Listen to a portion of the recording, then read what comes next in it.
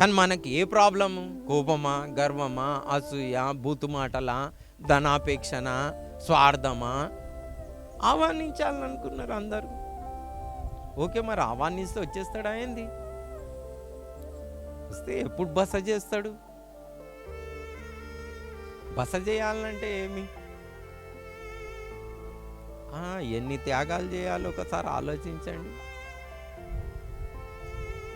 ఈజీయా? మంచిది, మేలైంది, అలా ఉండాలి.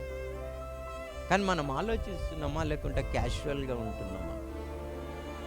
చాలామంది క్రైస్తవులు క్యాజువల్గా ఉంటున్నారు కాబట్టి వారి ఇంట్లో యేసుక్రీస్తు ప్రభు ఇచ్చే సమాధానం కానీ, నెమ్మది కానీ, ఆత్మీయ స్వస్థత కానీ